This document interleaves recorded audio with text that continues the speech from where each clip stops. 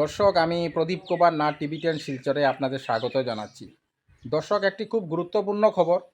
ভারতের national security adviser NSA Ajit Doval উনি রাশিয়াতে যাচ্ছেন।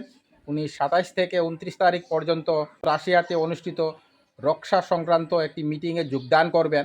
সেই সময় উনি রাশিয়াকে বলবেন ভারতকে বাকি 2 regiment S-400 air defence system খুব দ্রুত দেওয়ার জন্য।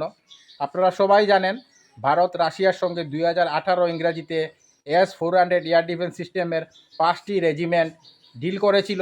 এর মধ্যে 3টি রেজিমেন্ট রাশিয়া ভারতকে পাঠিয়ে দিয়েছে, কিন্তু রাশিয়া এবং ইউক্রেন যুদ্ধের লাগার জন্য রাশিয়া বাকি 2টি রেজিমেন্ট ভারতকে দিতে পারছে না। এখন ভারতের কাছে S-400 এয়ার ডিফেন্স সিস্টেমের 3টি রেজিমেন্ট আছে। বাকি 2টি S-400 এয়ার ডিফেন্স সিস্টেমের রেজিমেন্ট যাতে খুব দ্রুত রাশিয়া ভারতকে পাঠিয়ে দেয় সেই বিষয়ে কথা বলবেন। এছাড়া এনএসএ অজিত ডোভাল রাশিয়া থেকে Su-57E 5th generation fighter aircraft ক্রয় করার বিষয়েও কথাবার্তা বলতে পারেন। কারণ আপনারা সবাই জানেন চীন পাকিস্তানকে তাদের 5th generation fighter aircraft J-35 দিচ্ছে এই বছর। সেই কারণেও ভারতের 5th জেনারেশন ফাইটার এয়ারক্রাফট ক্রয় করা খুব প্রয়োজনীয়। আমেরিকাও ভারতকে F-35A 5th generation fighter aircraft দেওয়ার কথা বলেছে।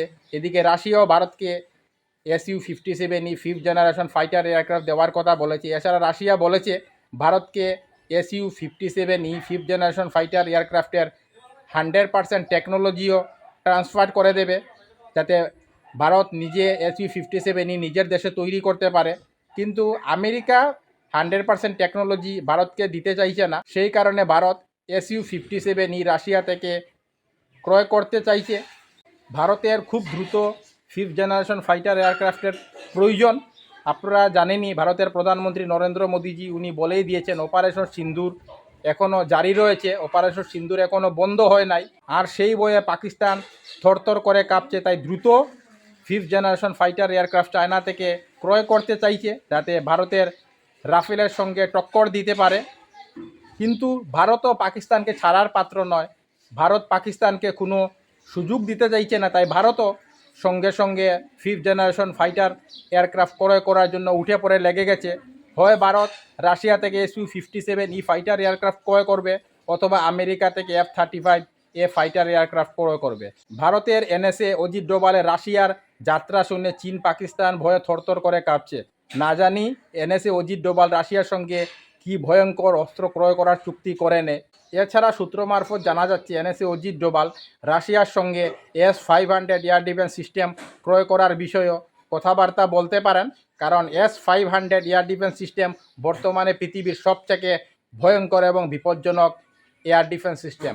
S-500 এয়ার ডিফেন্স সিস্টেম আমেরিকার B-2 স্পিরিট স্টিল বোম্বারকেও কয়েক সেকেন্ডের মধ্যে ধ্বংস করে দিতে পারে। আপনারা সবাই জানেন চীনের নজর ভারতের অরুণাচল এবং লাদাখে রয়েছে, আর পাকিস্তানের নজর রয়েছে ভারতের জম্মু ও কাশ্মীরে। তাই প্রায় দিন চীন পাকিস্তান বদমাশি করেই থাকে। চীন ঘন ঘন লাদাখে ঢুকার চেষ্টা করে, অরুণাচলে ঢুকার চেষ্টা করে, কিন্তু ভারতীয় সেনাবাহিনী তাদের পিটিয়ে ঠান্ডা করে দেয়। ক্ষমতা হয় না ভারতের ভিতর প্রবেশ করার নরেন্দ্র মোদীজির প্রধানমন্ত্রী হওয়ার পর থেকে। ঢোকলামে এসেছিল, ভারতীয় সেনা মেরে তাড়িয়ে দিয়েছে। এরপর লাদাখেও এসেছিল, লাদাখে গোলবানের মধ্যে চীনের কয়েকশো PLA অর্থাৎ চীনের আর্মি মারা গেছে। সেই ভয়ে চীন এখন ভারতের ভিতরে প্রবেশ করতে ভয় পায়। আর এটা হয়েছে ভারতের শক্তিশালী প্রধানমন্ত্রী নরেন্দ্র মোদীজির জন্য। নরেন্দ্র মোদীজি আগেই বলে দিয়েছেন, মে দেশ নেহি লুটনে দুঙ্গা, মে দেশ নেহি মিটনে দুঙ্গা। উনার একটাই মন্ত্র, যে ভারতের দিকে চোখ তুলে তাকাবে তাকে মাটির সঙ্গে মিশিয়ে দেওয়া হবে, কোনো রেহাই দেওয়া হবে না। নরেন্দ্র মোদীজি আরও বলেছেন, মারের বদলা মার। যদি চীন পাকিস্তান ভারতের উপর গুলি মারে, ভারত গুলা মারবে। যদি চীন পাকিস্তান ভারতের উপর বোম মারে, তাহলে ভারত চীন পাকিস্তানের উপরে মিসাইল মারবে। আমি টিভি10 শিলচরের পক্ষ থেকে প্রদীপ কুমার ভাবলাম এই খবরটি খুব গুরুত্বপূর্ণ, তাই আমি খবরাখবর করতে বাধ্য হয়েছি। ধন্যবাদের সহিত টিভি10 শিলচর প্রদীপ কুমার নাথ, ধন্যবাদ।